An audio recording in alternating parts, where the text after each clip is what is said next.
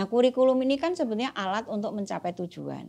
Nah, kita sebenarnya tujuan besarnya Indonesia itu apa sih?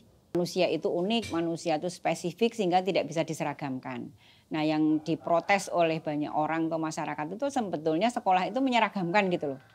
Dan yang punya visi misi di keluarganya kan ya orang tua itu, bukan sekolah yang menentukan kamu harus ngapain, jadi apa. Ya, value itu kan harus dibangun sejak dari rumah, dari keluarga gitu. Nah, itu yang di kami balik gitu. Nah, sehingga ya harta yang paling berharga kan anak. Apa yang dicari?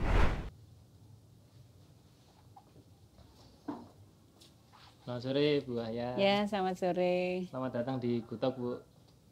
Ya, Sehat Bu? Alhamdulillah sehat. Ya Ibu, jadi ini nanti sebelum kita ngobrol lebih jauh, biasanya kita di Gutok itu ada kuis namanya Trivia Indonesia. Jadi nanti setelah saya bacakan pertanyaan, pilihan ganda, nanti Bu Wahya sebut aja jawabannya mana, terus nanti kita review aja. Hanya ada 5 pertanyaan aja. Oke. Setelah itu baru kita ngobrol panjang nanti Bu. Oke, ya. Pertanyaan pertama Bu, saat ini di Indonesia punya berapa provinsi? A. 36, B. 37, C. 38. 36, 37, 38 ya. 38. Lanjut, lagu Apuse dari Papua itu bercerita tentang apa? A. Anak yang merantau, B. Keindahan alam, C. Kesedihan ditinggal kekasih. Apa tadi? Anak yang merantau, Ya. keindahan alam, anak yang merantau. Terus berikutnya, ibu kota provinsi Kalimantan Utara adalah A. Tarakan, B. Landak, C. Tanjung Selor. Tanjung Selor. Terus yang berikutnya Bu, candi tertua di Jawa adalah A. Dieng, B. Borobudur, C. Batu Jaya.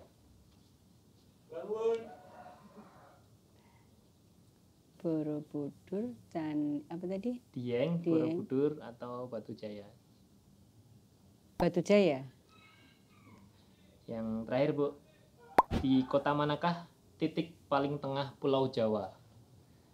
Pulau Jawa ya. A. Wonosobo, B. Ambarawa, C. Salatiga. Wonosobo. Oke, ini kita review ya Bu. Pertanyaannya dari 5 pertanyaan itu ternyata benar semua. Wah, hebat ini. Ngitung benik. Ngitung benik. Yang pertama, saat ini Indonesia itu punya benar Bu 38 provinsi karena ada pemekaran yang kemarin terakhir ini jadi lebih banyak nih. Terus lagu Apuse itu bercerita benar tentang anak yang merantau. Ibu kota Kalimantan Utara adalah benar Tanjung Selor. Kalau Tarakan itu di utara, Landak di barat. Terus candi tertua di Jawa benar Batu Jaya itu di Karawang. Itu sekitar abad 4 sampai 5 pendiriannya. Sejauh ini yang paling tertua. Terus kota di Jawa paling tengah, titik tengah di Jawa itu benar Bu, Wonosobo. Ya. Benar semua ini. Baru pertama ini Bu, narsumnya benar semua. Biasanya pasti ada yang salah. Oke baik Bu, kita ngobrol. Pastinya ini akan ngobrol enggak jauh-jauh dari dunia pendidikan Bu. Ada beberapa obrolan mungkin nanti ini penggalian opini dari Bu Wahya yang mungkin nanti akan sangat menarik menurut kami, akan kita gali di sini. General dulu Bu, umum dulu. Kenapa sih Bu tertarik berkecimpung di dunia pendidikan Bu? Ya, pendidikan itu kan alat sebetulnya ya. Alat untuk manusia itu bisa bertumbuh dan berkembang gitu ya. Nah, jadi saya masih meyakini bahwa dengan pendidikan itu kita bisa mengembangkan diri gitu ya, memperbaiki hidup. Jadi kalau istilah ininya itu meningkatkan derajat kehidupan lah gitu. Itu aja sih. Ya. Berawal dari itu ya. Dan sampai sekarang masih relevan Bu? Masih sangat relevan gitu ya. Tapi memang juga harus dilihat gitu ya, karena juga pendidikan itu juga tidak bebas nilai gitu ya. Jadi ada kepentingan-kepentingan seperti itu gitu. Nah, nanti itu yang kenapa kemudian juga saya membuat salam. Nah, itu ada kaitannya juga gitu. ini ada kalimat Bu, pendidikan itu ya sekolah. Nah menurut Ibu itu seperti apa tanggapan? Itu hanya bagian aja ya, sebenarnya pendidikan itu bisa berlangsung di mana saja gitu, tidak sekolah itu hanya salah satu bagian untuk melangsungkan pendidikan. Tapi pendidikan itu juga bisa di rumah, bisa di masyarakat dan juga di sekolah. Jadi ya nggak benar kalau pendidikan itu hanya sekolah. Tapi kan masyarakat udah gini ya, kalau orang yang nggak sekolah itu orang yang nggak pendidikan gitu kan. Itu salah kaprah sih sebetulnya ya. Salah. Terus penggalian potensi diri seorang anak itu kan buahnya hampir sering ketika ada pertanyaan seperti itu kan harus didekatkan dari anak itu rootsnya apa, paling dekat gitu ya dia digali dari situ. Yeah. Nah sebagai pendidik itu kiat untuk terus mensupport anak dari usia dini supaya sasarannya tepat, bahwa anak itu ya ekosistemnya di sini, kita didik di sini, terus penggalian potensi itu nantinya juga akhirnya bermanfaat untuk anak sendiri. Itu seperti apa Bu sebagai pendidik? Ya kalau saya sih sederhana aja ya, karena kan kita mesti melihat bahwa pendidikan itu terjadi ya di lingkungan paling dekat gitu. Nah lingkungan paling dekat anak itu di mana gitu, nah itu kan di keluarganya. Makanya sebetulnya kalau Ki Hajar, kalau kita udah ngomong teori gitu ya, nah, Ki Hajar itu mengatakan bahwa pendidikan itu harus sesuai dengan hidup dan penghidupannya. Nah artinya itu kan ya tidak jauh-jauh dari budaya kita sendiri gitu. Nah itu yang pertama gitu. Jadi kalau ibarat lingkaran itu ya kita dari lingkaran yang kecil kemudian membesar gitu ya. Jadi mungkin lingkungan di keluarganya, lingkungan di masyarakatnya, kemudian lingkungan di bangsanya, kemudian lingkaran di dunia gitu. Nah jadi pendidikan harus berawal dari situ gitu, bukan lompatan gitu. Jadi bukan mengambil atau mencabut anak dari akarnya kayak gitu. Nah sehingga ya pendidikan yang utama itu ya dari lingkungan terdekat gitu. Jadi untuk penemuan jati diri si anak itu nanti balik lagi tetap si anak itu yang akan menemukan sendiri. Iya, gitu. Iya. Jadi pendidik hanya mensupport dan melihat potensinya, mensupport dari belakang gitu aja. Terus, beberapa waktu belakangan ini kan saya tuh punya teman guru sekolah gitu. Sekolah formal itu kesusahan katanya Bu mencari murid karena mulai banyak tumbuh sekolah-sekolah alternatif mungkin seperti Salam gini. Nah itu dengan adanya sekolah alternatif seperti Salam ini dan mulai pola pikir orang tua zaman sekarang itu kan mulai melihat sekolah formal tuh mulai banyak pilihan lain selain sekolah formal. Nah apakah di kemudian hari nanti pemerintah ini akan ada revolusi kurikulum mungkin ya Bu, atau seperti apa itu kedepannya seperti apa Bu kalau ngelihat sekarang lebih banyak sekolah alternatif seperti di Salam ini? Ya sebetulnya sekarang pemerintah juga sudah mulai mewacanakan, tapi memang ini kan perangkatnya mesti disiapkan juga gitu ya. Nah udah ada tumbuh kesadaran dari masyarakat itu sendiri bahwa manusia itu unik, manusia itu spesifik sehingga tidak bisa diseragamkan. Nah yang diprotes oleh banyak orang atau masyarakat itu sebetulnya sekolah itu menyeragamkan gitu loh.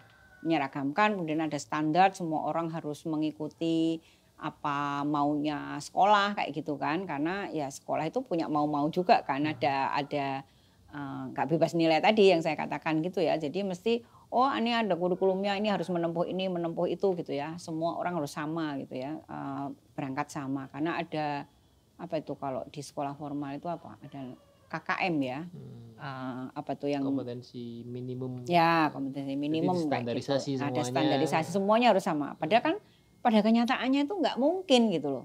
Nah kadang-kadang kemudian kalau anak ini nggak bisa matematika, kemudian dileskan matematika, tambah pusing kan, tambah nggak bisa gitu loh. Nah jadi bukan masalah bisa dan nggak bisa, tapi kan ini ketertarikan orang itu kan beda-beda, bakat itu juga nggak bisa dipaksakan gitu, beda-beda. Nah oleh karena itu ya kesadaran itu sudah mulai muncul gitu, kemudian dan nggak bisa orang lain yang menentukan gitu loh, bahwa potensimu yang mengenal juga dirimu sendiri. Nah, banyak orang yang memberi kemerdekaan seperti itu. Sebetulnya sekarang pemerintah sudah mulai dengan kurikulum merdeka itu sebetulnya sudah pengen seperti itu. Tapi karena belum siap secara keseluruhan, yang terutama itu guru gitu ya. sekolah guru belum berubah gitu loh. Masih sistemnya masih sama. Sistemnya masih sama, pendekatannya dengan mata pelajaran kayak gitu kan. Jadi ya nggak bisa. Sebetulnya kemarin tuh saya sering diundang kan sama Kemendikbud gitu ya. Kita udah ngobrolin bahkan kalau misalnya kan ada standar kelulusan, ada standar isi, ada standar proses kayak gitu kan. Nah ini sudah diberubah juga standar isinya. Jadi tidak semua anak harus menempuh pelajaran yang sama. Seandainya itu tertariknya hanya satu dan itu dia menguasai itu, ya nggak apa-apa gitu loh. Bukan dianggap tidak lulus gitu loh, tapi lulus. Nah, tapi kan ini standar ini juga harus dirubah kan, gitu loh. Jadi dan itu nggak mudah kalau udah ada di lembar negara sistem besar itu ya harus melalui proses-proses yang cukup panjang, ada revisi, nanti ada diskusi lagi, ada apa dan itu butuh waktu gitu loh. Tapi kemungkinan nanti akan ada satu saya titik yakin sampai sih situ ada. ya. Sekarang sebenarnya udah ada, cuma belum tuntas lah gitu. Dan ketika pergantian pemerintahan tiap beberapa periode sekali menterinya diganti, nah itu kadang kan peraturannya juga ikut berganti. Nah, seperti itu juga menjadi kendala atau? Ya itu jadi kendala. Cuma gini loh, kemarin tuh saya dengerin podcastnya siapa ya, aku lupa ya. Tapi sebetulnya bagaimana sih kalau menteri itu tidak mesti harus dengan pemikiran baru gitu. Kan selama ini nampaknya kan setiap ganti menteri, ganti kurikulum kayak gitu ya. Kesannya sampai kayak gitu. Sehingga seolah-olah kalau menteri baru ya harus dengan kebijakan baru gitu. Nah, belum ada yang misalnya bagaimana sih kita mengevaluasi atau mengkritisi yang sudah dilakukan gitu loh. Nah, ini yang kayaknya belum dilakukan. Ya mestinya gitu loh, nggak haruslah ini misalnya ini baru aja disahkan gitu ya, kurikulum Merdeka. Ini kan dulu kurikulum 13, kemudian kurikulum prototipe, terus kemudian sekarang ini udah disahkan baru aja nih tahun 2024. Nah kalau besok ini ganti Oktober ya kita pergantian, ya masa ini langsung diganti kan ya nggak mungkin ya rasanya tuh. Padahal kan ini butuh kajian yang cukup panjang, butuh pemikiran yang komprehensif, terus holistik semuanya harus dipikirkan apalagi soal pendidikan. Nah ini mestinya juga kita lebih ke kayak mengevaluasi, terus kemudian kalau ada bolong-bolongnya di mana. Terutama juga misalnya ini sudah kurikulum Merdeka, tapi masih ada juga buku ajar yang belum berubah. Nah mungkin itu perlu dicermati gitu ya. Selama ini kita nggak pernah ada evaluasi buku ajar yang dari PAUD sampai SMA taruhlah gitu ya. Nah ini ada benang merahnya nggak gitu. Nah kemarin itu yang saya kok lupa ya, Prof. Baikuni siapa gitu. Aku dengerin podcast itu ya. Beliau sampai merasa ini kenapa ya kok buku ajar dari buku paket itu nggak mencerminkan ini benang merah pemikiran dari misalnya SD, SMP, SMA ya, kayak gitu ya. Nah mestinya kan sama-sama kajiannya gitu. Misalnya taruhlah kemarin tuh ngasih contoh ini misalnya tentang penyembelihan hewan gitu loh. Itu untuk anak yang SD, SMP, SMA itu enggak jauh-jauh amat dari situ. Padahal kan sebetulnya yang SMA mungkin sudah bisa kajian analisis kenapa harus sehat binatangnya, kenapa harus ini mempertimbangkan apa. Bukan hanya ada pisau dan ada hewannya kayak gitu loh. Iya, harus tingkatannya berbeda. Ya, jadi analisisnya itu mungkin lebih kuat gitu loh apa. Nah ini belum ditemukan gitu, ada benang merah dari pemikiran itu kayak gitu.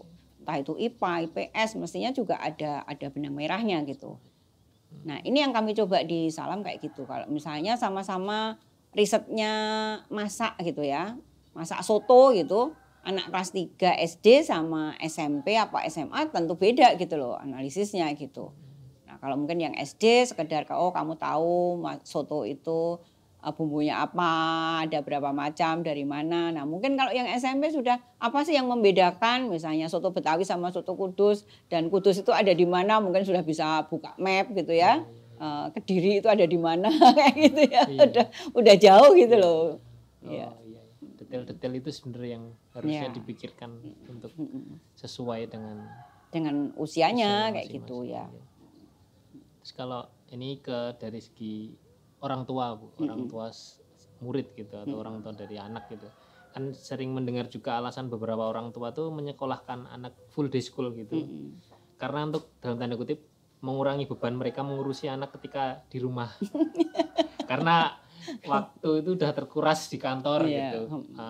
Dari ayah atau ibunya udah di kantor, terus harian anaknya full day school, terus akhirnya sekolahin aja biar itu. Padahal sebenarnya kalau kita belajar kan dulu sosialisasi primer kan di keluarga. Nah, itu tapi sekarang jadi fenomena, apalagi modernisasi, urbanisasi gitu-gitu. Itu menurut Ibu gimana Bu, fenomena seperti Ya, itu justru kami balik sekarang gitu ya.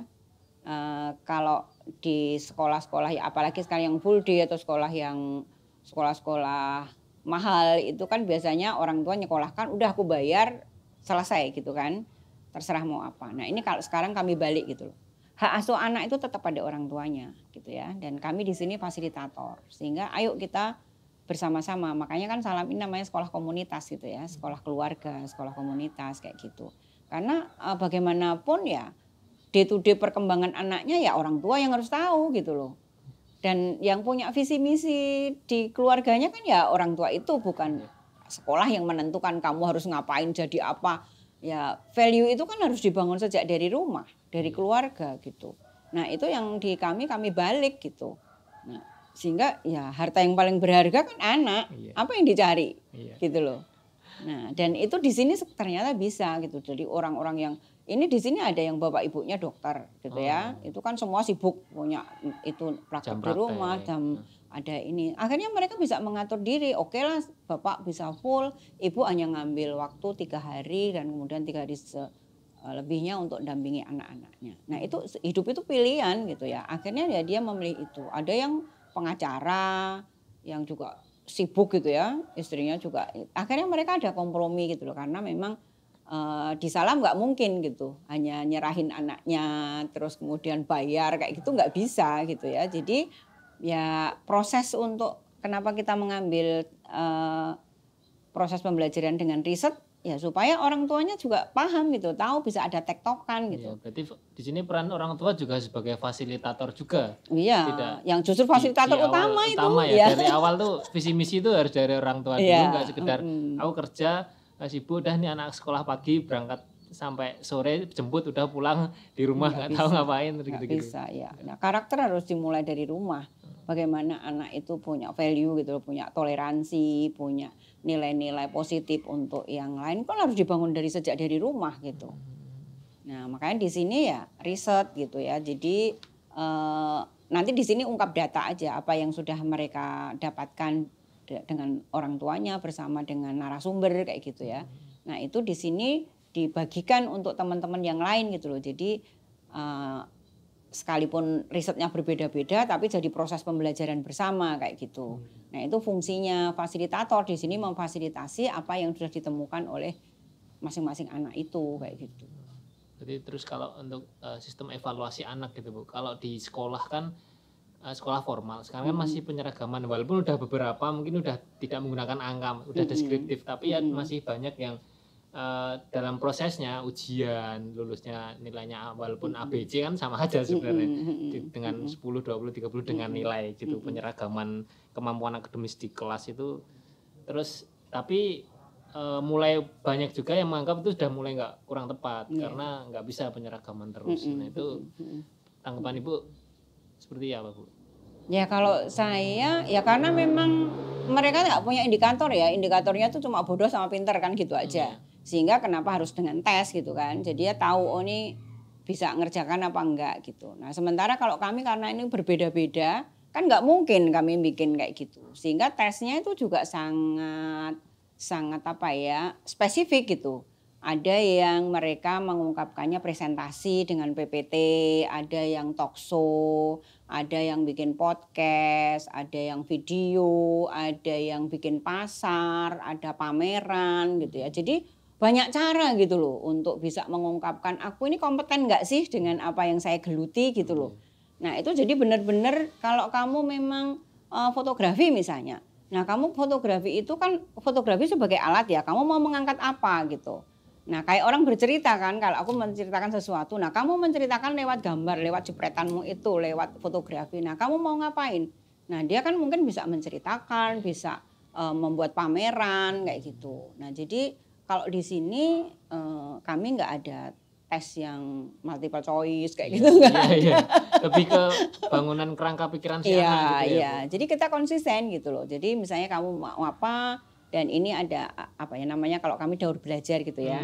Jadi mulai dari kamu membuat perencanaan, kemudian melakukan, terus dari melakukan itu kamu punya data. Nah, kamu bisa mengungkap data itu dianalisa. Kemudian setelah dianalisa kamu bisa ambil kesimpulan dan itu terus berputar kayak gitu. Dari sistem yang dipakai itu Bu, hasilnya seperti apa Bu? Dari hasil bukan dengan rapor kayak di sekolah formal. Kita rapotnya ada ya, rapot itu kan sebagai laporan hasil ini ya. Jadi tapi anak itu mempresentasikan seperti tadi, jadi bisa dengan pameran, dengan workshop, dengan presentasi kayak gitu. Nah tapi kan fasilitator bisa melihat kan dengan dia mengungkapkan itu kelihatan nggak dia mampu apa enggak, terus dia apa masih butuh bantuan, apakah dia juga dalam mengejarkan dia menentukan sendiri saya itu melalui ini goal saya itu apa. Nah kita mencapai goalnya itu apakah dia memang benar-benar punya niat yang kuat atau dia masih butuh bantuan atau memang dia sudah terampil. Nah itu kan diamati sama fasilitator gitu loh. Jadi si fasilitator nanti yang memberikan feedback ya, ke anak dan ke orang tua ya, anak itu. Ya. Soal lingkungan itu Bu, lingkungan dari anak sendiri. Sebenarnya sesignifikan apa sih Bu lingkungan seorang anak ini bisa mempengaruhi pola pikir dan bagaimana sekolah dan pendidikan ini bisa menyatukan ke dua elemen ini, lingkungan si anak ini sampai. Nah, jadi kalau kami itu istilahnya membangun ekosistem belajar gitu ya. Jadi bagaimanapun harus ada kita menciptakan lingkungan yang sehat lah kayak gitu ya. Ibarat benih itu kan harus butuh tanah yang subur, kemudian juga dijauhkan ya dipupuk, dirawat seperti itu. Nah, itu tuh kita bagaimana kita menyiapkan media yang subur itu juga itu bisa fasilitatornya, bisa orang tua, bisa masyarakat gitu. Nah, itu memang harus kita edukasi bareng-bareng gitu. Jadi bagaimana anak juga di rumah punya suasana belajar yang baik, jadi dia juga ada keinginan untuk mempelajari apapun gitu ya. Taruhlah misalnya di rumah itu harus menyiapkan makan pagi, makan siang, nah, mereka terlibat, tahu ada kepedulian, itu kan belajar juga gitu ya. Belajar dia bisa bagaimana sih apa yang saya butuhkan tiap hari. Nah sehingga kita juga misalnya membangun dengan cara kayak kemah gitu ya. Kita kemah kemarin itu ya. Nah itu kan ada anak, orang tua, fasilitator dan juga kemahnya ini sekali dari PAUD sampai SMA. Kumpul jadi satu. Kumpul jadi satu. Tapi kemarin yang kecuali yang anak-anak ya kalau PAUD kan masih bersama orang tuanya. Kelas 1, kelas 2 ada yang didampingi. Nah mulai kelas 4 sampai SMA itu diacak gitu loh. Jadi satu kelompok itu ada yang SD, ada SMP, ada yang SMA. Dan bagaimana mereka bisa mengatur dinamika pola komunikasi itu kan salah satu kita membangun lingkungan gitu. Karena di sini kan dari PAUD sampai SMA. Bagaimana supaya tidak ada bullying kayak gitu kan. Nah, ada perundungan. Nah, itu ya harus kita desain gitu loh. Nah, kita buat seperti itu.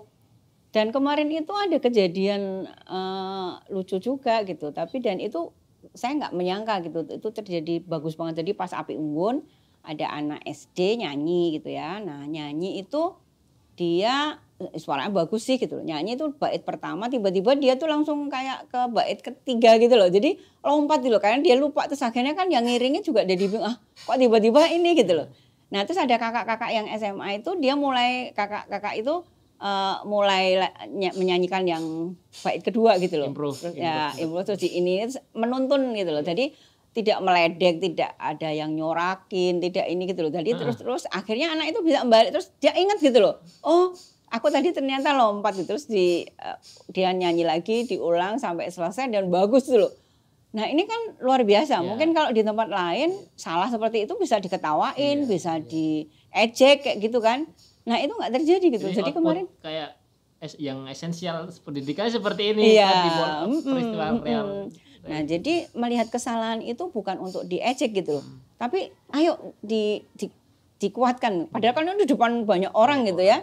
Jadi dibuat dia tidak malu. Jadi kakaknya terus langsung pada nyanyi di situ nyanyi terus akhirnya dia bisa nyanyi dengan baik sampai selesai gitu loh, bisa menyelesaikan dengan baik. Nah, ini kan menurut saya luar biasa gitu loh, harus diapresiasi gitu. Dan berarti kalau dilihat parameter berhasil atau enggaknya itu salah satu contoh keberhasilan dari membangun sistem pendidikan, akhirnya output si anak jadi seperti itu tadi ya, komunikasinya. Ini kalau dirangkum keseluruhannya Bu, dari konteksnya pendidikan nih, kalau pendidik secara umum ada nggak sih parameter pendidik yang ideal tuh seperti apa Bu? Mungkin seorang orang tua mendidik anaknya atau guru di sekolah atau fasilitator tuh idealnya seperti apa? Ya idealnya tuh ya kita jadi pamong gitu sebetulnya. Jadi ya kalau istilah Ki Hajar itu pamong ya, pamong tuh yang momong gitu ya, momong, ngemong gitu ya. Jadi ya kita mengenal dengan baik yang kita didik gitu kan. Kalau misalnya di sini kalau kami nyebutnya fasilitator. Nah, fasilitator tuh harus mengenal dengan baik anaknya, tidak hanya sekedar kenal nama gitu loh, tapi juga kenal bagaimana karakternya, mengenal apa kecenderungannya, terus anak itu punya kelebihan apa, kekurangan apa. Nah, ini kan harus ada interaksi yang intens. Makanya di kami itu saya ada di fasilitator, mereka jadi mentor. Nah, kalau mentor kan memang harus dekat dengan mentinya toh. Kamu mau ngapain, bisa apa. Jadi ngepoin lah kayak gitu istilahnya.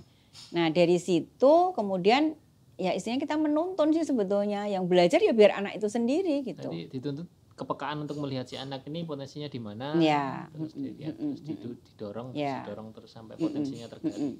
Nah kalau pemerintah itu istilahnya sekarang itu ada asesmen awal gitu. Tapi kalau kami memang udah melakukan dari dulu gitu ya, jadi ya bagaimana kita memfasilitasi kalau kita nggak kenal yang kita fasilitasi, ya kan? Nah, akan memberi fasilitas apa ketika kita nggak tahu kebutuhannya apa gitu kan. Nah itu nempel gitu, dan ini sepanjang perjalanan risetnya ya kita harus terus mengamati, merefleksi, kemudian baru paham lagi apa yang dibutuhkan. Nah jadi ya pendidikan itu ya kayak gitulah, ada daur gitu ya. Pengalaman itu harus dicermati, direfleksikan, setelah direfleksikan kita menemukan. Nah ketika menemukan kita praktekkan lagi, punya pengalaman baru lagi, kan kayak gitu. Ya, semakin tahu semakin tidak tahu. Iya. Terus digali terus. Iya harus digali terus gitu ya. Iya. Terus kemarin kita sempat nge-share di Instagram Story itu Bu, netizen bertanya namanya. Terus ada beberapa pertanyaan titipan dari teman-teman kawan GNFI yang minta ditanyakan ke Bu Haya. Ini satu dari Nea Naila. Walaupun tadi mungkin udah ada, mungkin bisa ditajamkan lagi. Tanggapan terkait kurikulum pendidikan Indonesia yang kerap berganti itu gimana Bu?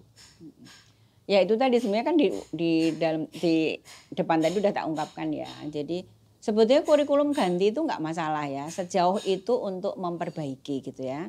Nah yang salah itu karena tidak dievaluasi dulu gitu loh. Misalnya dievaluasi, kemudian sebetulnya apa sih gitu ya. Nah kurikulum ini kan sebetulnya alat untuk mencapai tujuan. Nah kita sebenarnya tujuan besarnya Indonesia itu apa sih? Nah ini yang nggak selesai toh. Padahal kita punya cantolan taruhlah Pancasila gitu ya. Kan ada 5 sila itu, apakah itu semua sudah bisa kita lakukan dengan baik? Nah mestinya kan kurikulum harusnya mengacu itu, bukan ukurannya PISA gitu ya. Nah ukurannya juga sebenarnya nilai-nilai di Indonesia sendiri apa gitu loh. Cita-cita yang dicantolkan dulu para pendiri bangsa ini apa gitu. Mestinya kan dari situ. Katanya memanusiakan manusia.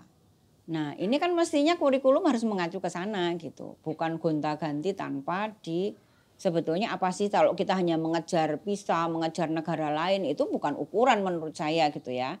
Nah jadi gonta-ganti kurikulum itu sebetulnya asal ada alasan yang mendasar dan itu ada evaluasi gitu ya, itu menurut saya nggak apa-apa ya. Tapi kalau terlalu sering juga ya bikin repot ya. Jadi ini belum lagi mulai paham udah ganti lagi. Karena nggak pernah nangkap esensinya gitu.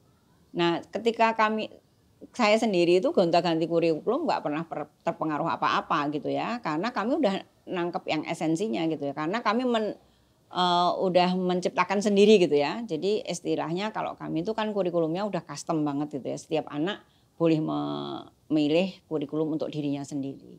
Dan ketika ya sekarang yang paling pas memang ketika kurikulum merdeka ya kami udah wah ini pas banget gitu ya, kami udah nggak terlalu ribet harus Kalau dulu tuh kan apa yang kita lakukan belum tentu itu yang kita laporkan gitu kan. Jadi ya Semoga nggak terus ganti banget gitu ya. Tiba-tiba ganti 180 derajat padahal ini kurikulum Merdeka udah sedikit linear dengan teman-teman sekolah di sekolah alternatif. Terus ke @1ndah_.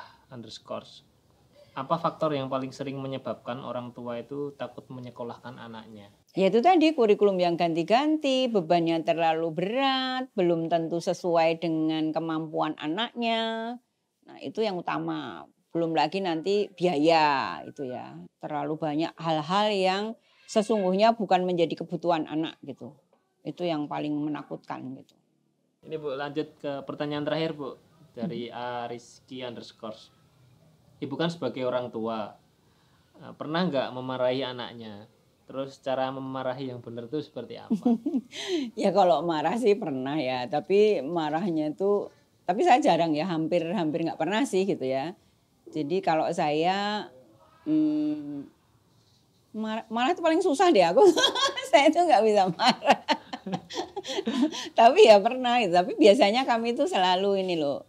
Saya undang, saya panggil, saya ngobrol. Kenapa sih kamu melakukan itu? Kamu bisa nggak ngasih alasan gitu? Misalnya dulu pernah misalnya Bram itu Bram itu anak ibu ya? Ya anak saya yang dulu SMP kan dia merokok gitu ya. Terus gurunya saya dipanggil gitu loh. Kenapa merokok? Dan saya juga nggak bisa memarahi gitu loh Bram. Cuma Bram tahu nggak tadi mama dipanggil ke sekolah? Tahu gitu loh.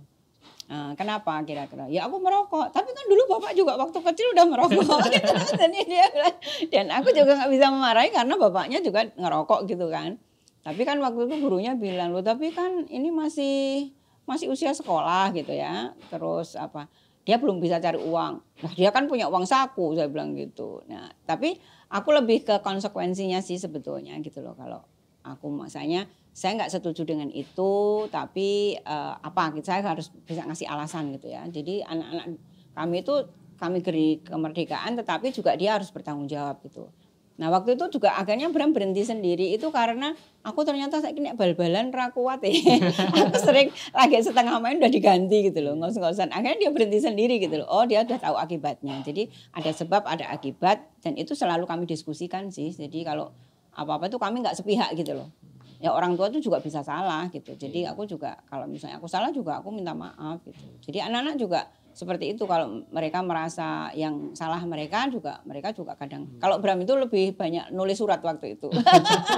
Dia kadang-kadang minta maafnya dari surat. Nggak menyampaikan kalau dia lagi marah gitu ya, marah sama saya atau nggak cocok kayak gitu.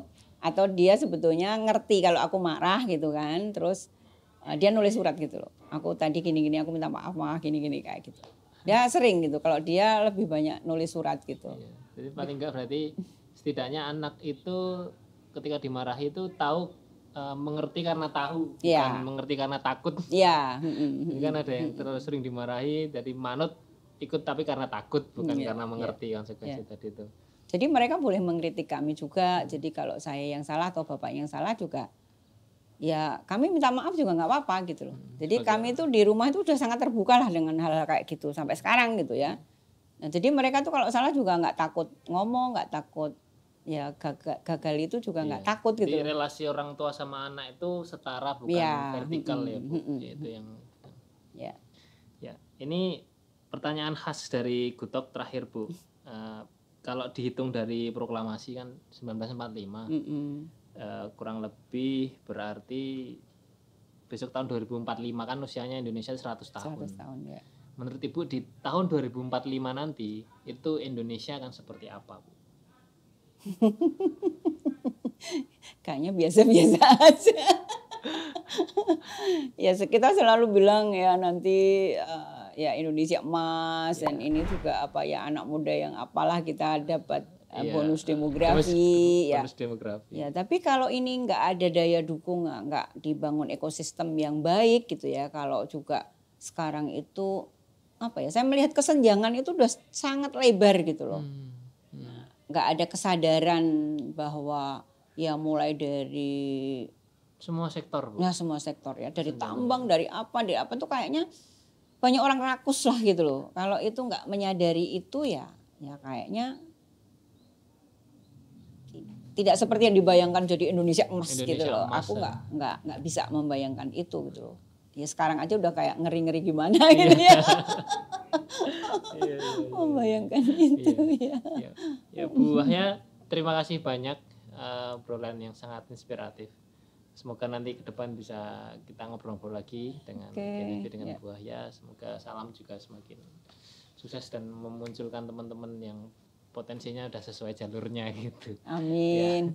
Saya juga banyak kekurangan ya. Terima kasih Bu Wahya. Terima kasih. Ya, terima kasih. Ya.